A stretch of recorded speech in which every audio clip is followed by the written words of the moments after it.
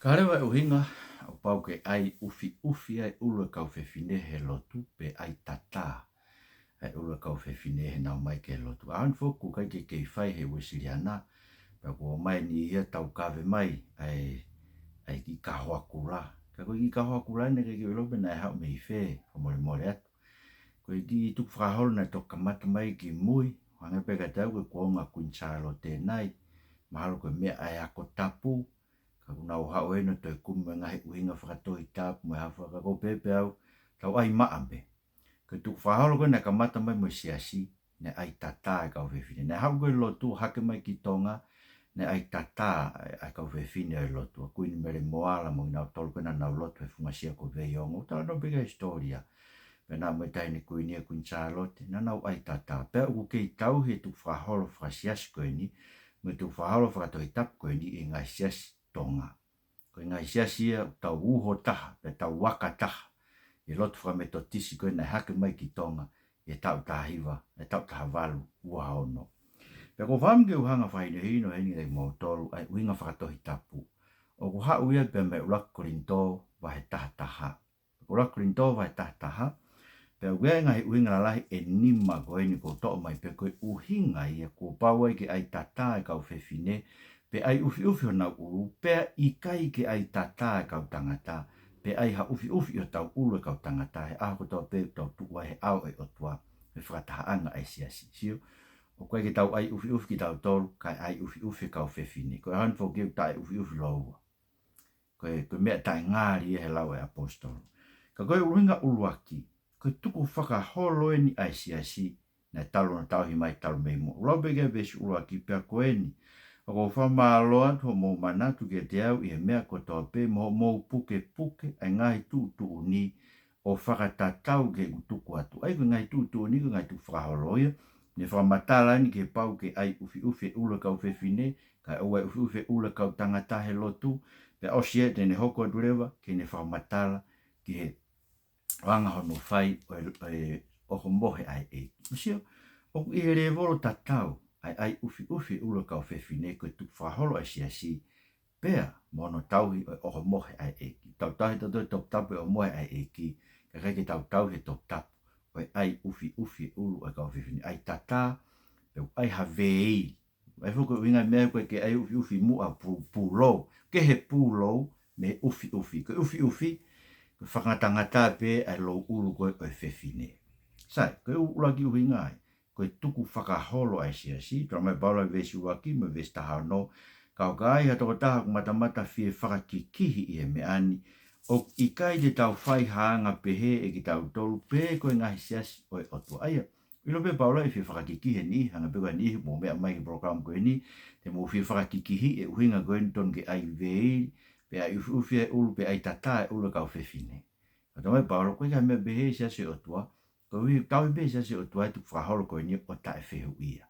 Pe koe ulotu ia, ke aha aho te whafoki ma e Otua, e kau fefine lotu ko tau be kristiani ko tau pe o mamani, ke nau fie fia, he tauhi e tuk whakaholo koe ni i he siasi. Kuraki uhinga ke tuk whakaholo ai Otua. Kono ua, o ku tau whakahai i he siasi o Otua, o ku iai e whakotu unga ai Otua i hono siasi. Ani ko tāno kia paula vestolu ki he ono. Whanongoe. Ka ko lo toke mo ilo koe ulu e tangata ko toa pe ko kalaisi, pea koe ulu e fefine koe tangata, pea koe ulu o kalaisi koe Otua. I longa tangata u whai hahu pea maranga palofisai ka oku tataa hono ulu, o kune whakatō ki la lo iai hono ulu. Ka i longa fefine u whai halotu pea maranga palofisai tae ufi ufi hono ulu, o kune whakatō ki la lo iai hono ulu, pea kune tatau tofu pe mua toko taha whakateke fua. Iyo, ka pau kui kai ai tataa fefine, pea tuku kene kosi foki, pea ka pau koe mea whakamaa kia fefine ke kosi, pea whakateke fua, pea tuku kene tataa. Sige mea mawin koe tataa, pea koe ufi ufi koe ai e veiri, e ulu e kau fefine. Kono uhinga, he whakahai e fefine, koe Otua ai ulu o e siasi. Ai hono veiri. Whakaha e tangata i kai kene ai ha ufi ufi hono ulu, koe Otua koe ulu e siasi, pea ko karaisi koe ulu o karaisi koe Otua, pea koe ulu e kau tangata ko karaisi, pea koe ulu e fefine koe tangata. Sio aia whakalangi langi iai e fefine mo e tangata, ati ai ufi ulo e fefine kai tae ufi ulo e tangata. Pahanga whakalangi langi iai koe otua e afio.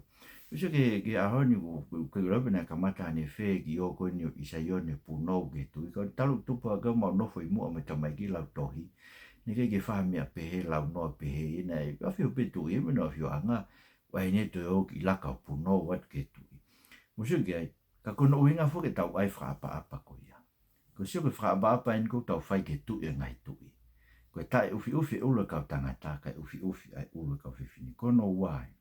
Kono tolu o tau whakahai ai whakatu ua e Otua nei whai i whakatupu. Whanonga ves fitu ua kau lawat ke ves taha ua ka au i kai to ton ke ufi e tangataha no ulu.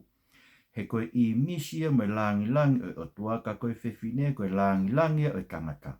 He tala hei koe tupuanga o tangata koe fefine. Kai ke koe tupuanga o fefine koe tangata. Kai maafuk na i kai ngauhi e tangata koe hui koe fefine, ka koe fefine koe hui koe tangata. Ko ono uhinga ia o tonu ke ai e fefine ki ono ulu e whakailonga pule ia, te ria ai kau angelo. Ane o ngoia, atala hai u whakapara taha ai fefine i he lotu, ta e kauai ai tangata. E whakapara taha ai tangata, ta e kauai ai fefine. E angea, koe tangata, koe tupuanga ai fefine, pe e voki, o fau i fefine ai tangata, a koe tupuanga i mea koe toa pe, koe Otua. E madala ai koe vesto luke he ono, ne whamatala ki uhinga ku pau ke ai ufi ai ulua kau fefine, no whaha ai koe ulua Siasi koe Otua, pe hauko a karais, pe hauko ai matua tangata, pe hauko ai kau fefine. I kongo koe ni, une whaha ai uhinga ui kai toton ke ufi ai ulua kau tangata. Ai maho inga ta tau e o ngomea. Ai tae ufi ai ulua kau tangata, ai ufi ulua kau fefine. Kono uhinga, koe uhinga i whakatupu. Nā tomo whakatupu e tangata, pia tō whakatupu e fefine. Pia nā ikai whakatupu e tangata ma e fefine. Ka nā whakatupu e fefine ma e tangata. Ai kono ai taha, ko tangata ko langi o kalaisi. Nā ngauhi i misi o kalaisi.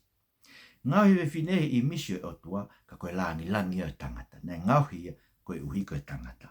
Aia, ko mea whuka koe ni uwhehu iai e ahoni, pia hau ni ngai totonu a whawhine, ma ngai mea pehe, na hanga nau tolu to kua whaka ikai i ngai mea whakatoi tapu. Ni ka kumau mea i. Nei uhinga no mai ngai mea whakatoi tapu ke puke ki tau tau te mau. Ai anga i tau nofu. Koe whakatupu na i iai whakatupu ai o toa whakatupu. Ulenga nei uhinga no whakatupu e tangata pe anke e wholofola. Koe na tunke ne hako i e fefine. Tuk whakatupu ki mui e fefine, koe ke lava ke tokoni ke tangata, ke lava no whatongia whaka Otua koe ne tuku ki ai. Pakono uhinga ai. O whakae ai e tae ai ufi ulu e tangata, kai ufi ulu e fini. Mo heke kai, koe tawanga e whakaha, koe ka kai ki tau tolu tau tuu he au e Siasi Otua, na e ngauhi ki tau tolu e Otua he kamata. Nei rufua ngauhi tangata, pia toki ngauhi fefine, koe hui koe tangata. Kono hoa o si lego, o wegi uhinga e koe kau angelo, ka kou tuange pe koe kau angelo, ko nau tolu na nau whakapapau, mo ilo mea tawanga e koe kau angelo, koe hato a kau, koe kau angelo e koe tangata whai kapakau, tai me tau tau se whakatata koe, e tapu mai Otua ai taipa mai afo, koe angelo koe hato a kau, rau ia a sa me te au mātolu, koe hato a kau e nau whai ki wholofola ai Otua. Pea koe ramai e paula heni te ria ai kau angelo, whaama kau angelo ke nau sio ke Siasi Otua, o tau whai ki wholofola ai Otua.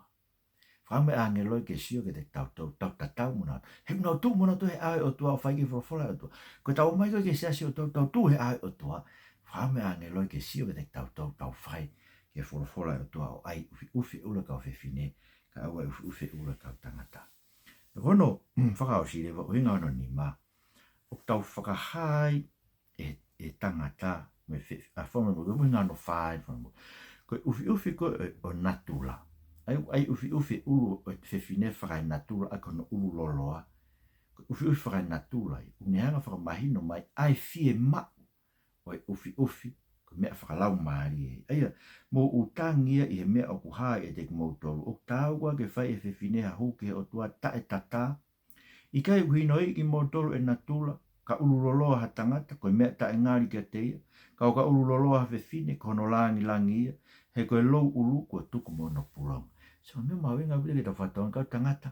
Kosi o mou ulu. O hau pe ahoi mo ai ki whakahipi, ko se pēko whakahipi, ko mea ka kai kōwi, ko mea ka kai fie kōwi, ko mea ka kai kei nofo he anga hala, no ai u whakahipi, ko se ulu, ko ui ke whakaha, ko kai tau lotu ki tau tau apasia ki Otua, ko fefine, o angeke ululoloa kono ufi whakai natu la ia. Sai wefile whakai no be, sai mea pa whai ake pe ufi whakai natu la, ka ko be, ke tamai paula, ko uhinga ufi whakai natu la, ko hiki ai tataa, ai ufi, ai ufi whakai longa whakalau maari ia o e fefine. Ko ngahi uhinga ia, e wha pia nima ake pēni, ka inga, u tau whakahai he tangata mo e fefine, ai ufi ule kau fefine, ka tai ufi ka ule kau tangata, tau whakahai, e tau tūlolo ka kato ki Otua i ono Siasi, tau ta utu he maru, o e mawhai Otua mo e ne whorofora.